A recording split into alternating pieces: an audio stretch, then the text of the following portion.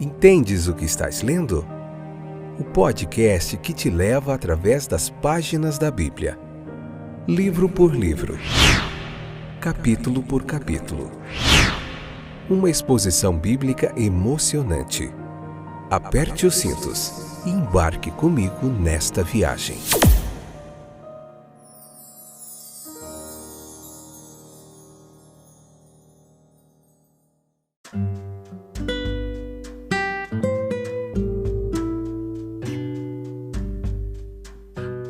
Olá, eu sou o Fábio e esse é mais um episódio do podcast Entendes o que estás lendo, Levíticos capítulo 2, Levítico 2, parte 4.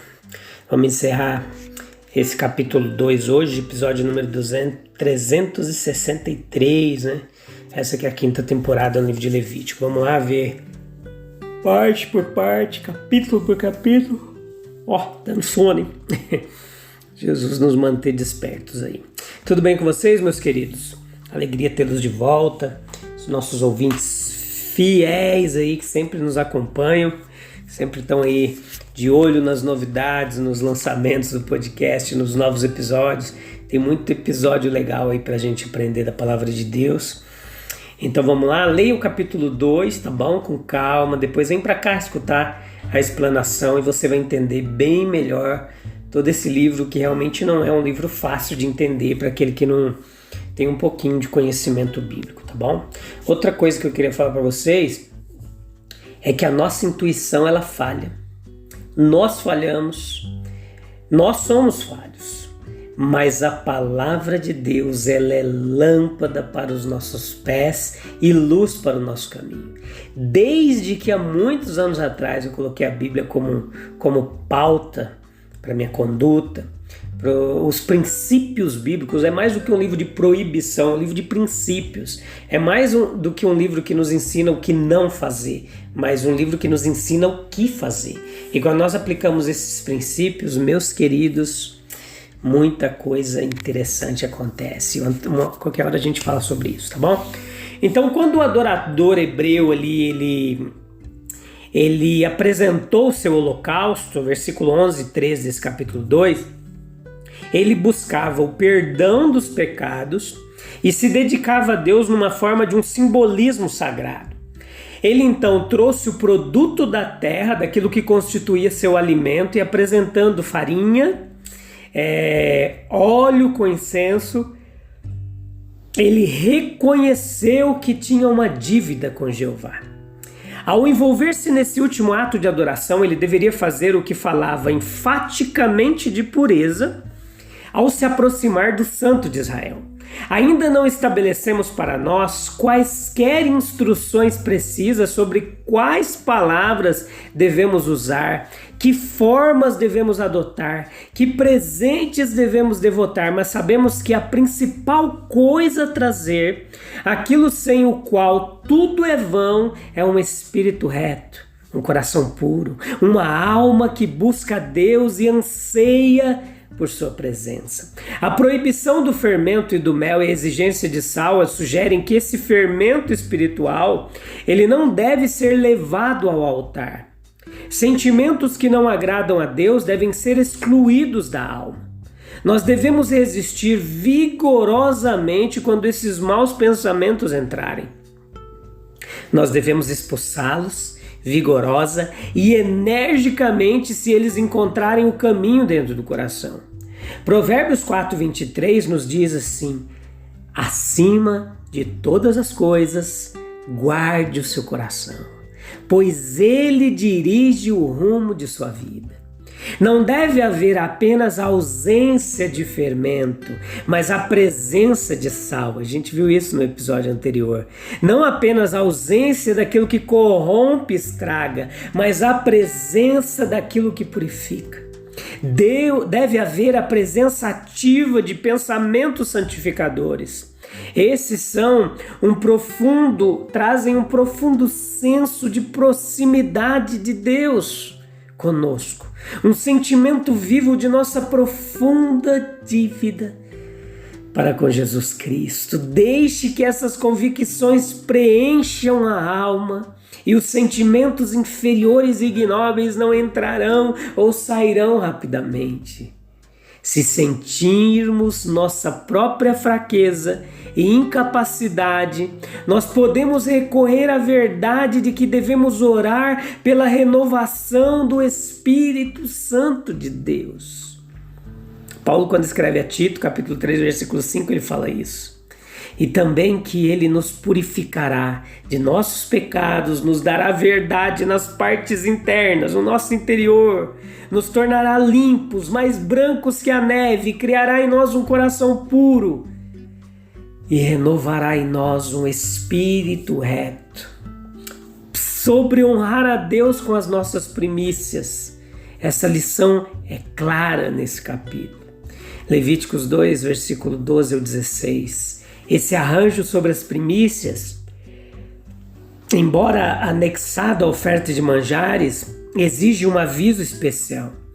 A oferta, como vimos, ela afirma o princípio geral de que o trabalho de nossa vida ele deve ser dedicado a Deus. Mas aqui nas primícias nós temos uma porção especial que deve ser considerada sagrada demais para qualquer uso, exceto o divino. A dedicação das primícias ela deve ser estendida aos animais assim como ao reino vegetal. A dedicação do primogênito do homem e do animal é manifestamente parte integrante do mesmo princípio. E isso leva o direito de Deus ao primogênito da raça humana, aquele de quem o Pai disse: eu farei meu primogênito, lá em Salmo 89, 27, mais alto do que os reis da terra. Jesus é o primogênito da humanidade. Portanto, encontramos a expressão usada em relação ao Salvador ressuscitado. Mas agora Cristo ressuscitou dentre os mortos e se tornou as primícias dos que dormem. 1 Coríntios 15, 23. Ele também é chamado de o primogênito dentre os mortos. Colossenses 1, 18. Dele, portanto, preeminentemente era a dedicação das primícias. Se Deus tem direito às primícias da obra da raça humana, ele recebe na vida perfeitamente santa de Jesus Cristo. E Deus ele também tem o direito de serviço, mesmo que não seja perfeito. Esse parece ser o princípio subjacente à oferta das primícias. Isso foi apresentado lá no Pentecostes e consistia em 2/10 de farinha assada com fermento. Tal arranjo aponta para a possibilidade de imperfeição em servir a Deus, que foi enfrentada pela oferta pelo pecado, acompanhando. Se então as primícias da Páscoa apresentadas com óleo e incenso tipificavam Cristo, as primícias em toda a sua perfeição, a oferta no Pentecostes tipificou os cristãos, gentios e judeus, que estão tentando, embora imperfeitamente, realizar uma obra de vida consagrada. Deus não rejeita o trabalho de seu povo, mesmo que esteja muito longe de ser perfeito. Ele providenciou uma oferta pelo pecado para suprir as imperfeições do caso e tornar tudo aceitável para ele. Os direitos de Deus primeiro, mesmo antes que a necessidade do homem seja satisfeita. Outro princípio claríssimo aqui foi buscar primeiro o reino de Deus, na certeza de que todas as coisas serão acrescentadas. Mateus 6,33. É muito importante que sempre possamos agir com esse espírito de confiança. Essa fé é de fato uma espécie de primícias da vida espiritual que o Senhor espera, e ao entregá-la a Ele, experimentamos um conforto e uma bênção maravilhosos. O sal da aliança tem sido pensado aqui, Levítico 2,13, por alguns indignos da noção de um ser infinito. Considerá-lo tão preocupado com detalhes mesquinhos como aqueles aqui estabelecidos para observância. Mas veja que como a deidade, o Deus, tinha que lidar com criaturas não instruídas, com homens cujas ideias de sua grandeza e santidade eram obscuras imperfeitas. Certamente era muito sábio agir de acordo com a analogia fornecida pelos costumes dos monarcas terrestres, cujas cortes exigem atenção a inúmeros outros comportamentos. Mas somente assim, Jeová, a majestade de seus atributos e a solenidade do culto poderiam ser devidamente impressos nas mentes dos israelitas. Cada rito tinha um significado. Adicionar sal a cada oferta era uma ordem que acharemos interessante estudar. Foi em virtude de uma aliança especial que a nação foi escolhida como veículo da revelação divina e um repositório, um detentor dos favores divinos.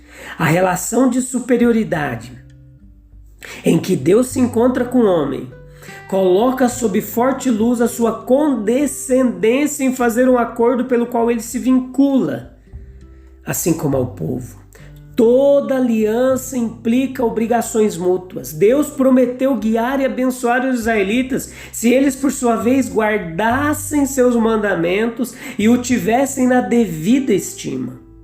Colocar sal, portanto, em conformidade com seu comando, era reconhecer que o pacto permanecia em vigor e o ato tornou-se uma instância presente da existência do pacto.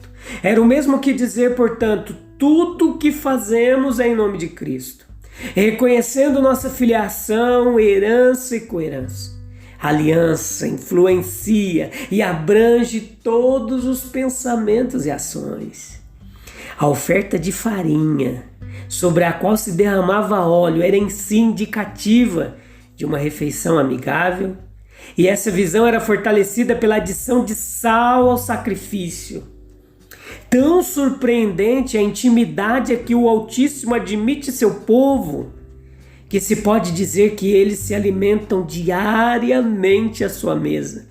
Todos os frutos da terra são produto de sua generosidade, que honra os homens como seus convidados. Olha que fantástico. O sal, ele nos ensina a perpetuidade de nossa amizade com Deus. Uma aliança de sal é para sempre. Leia as referências em Números 18, 19, 2 Crônicas 13, 5. O sal, ele dura enquanto as condições forem observadas por nós. Pois Deus nunca mudará, nem desejará de sua parte revogar a sua bênção.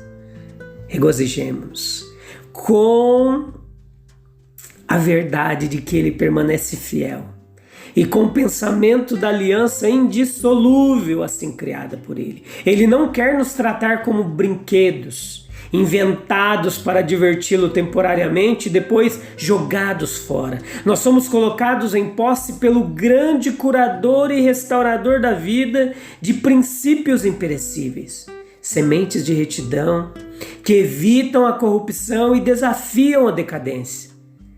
A nossa devoção não é um serviço mercenário que pode terminar em breve, mas uma consagração para as eras eternas. As primícias, 14 e 16, os versículos do capítulo 2, nos fala dessa oferta do primeiro, dos animais, da colheita. Tendo visto isso, essa oferta como um tipo de Cristo, e tendo considerado a festa sobre ela como expressão de comunhão com Deus nele, passamos a considerar a oferta das primícias. Ainda assim, observe, é da natureza do pão e assim tipifica Cristo, o pão da vida. Olha que legal. Mas nesse caso aqui, a vida está no grão. E nessa visão, Cristo se compara a um grão de trigo. Leia lá João 12, 24. E em Salmo 72, 16 também há uma referência que é interpretado pelos judeus assim: ele será um grão de trigo na terra, no cume das montanhas.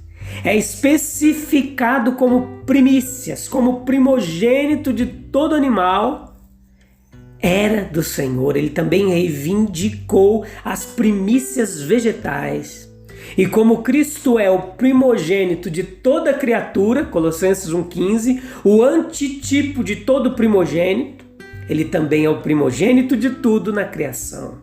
Por meio dele todas as coisas são abençoadas para nosso uso e benefício. Jesus sairá em plena forma, ele sai lá na ressurreição. E ele também é chamado o primogênito dentre os mortos, as primícias dos que dormem. E assim ele é o começo da nova criação de Deus. O milho foi secado pelo fogo, não foi permitido secar gradual e suavemente, mas foi violentamente queimado. Aqui foi exposto expressamente aquele fogo de dor, tristeza, que secou a alma de Jesus.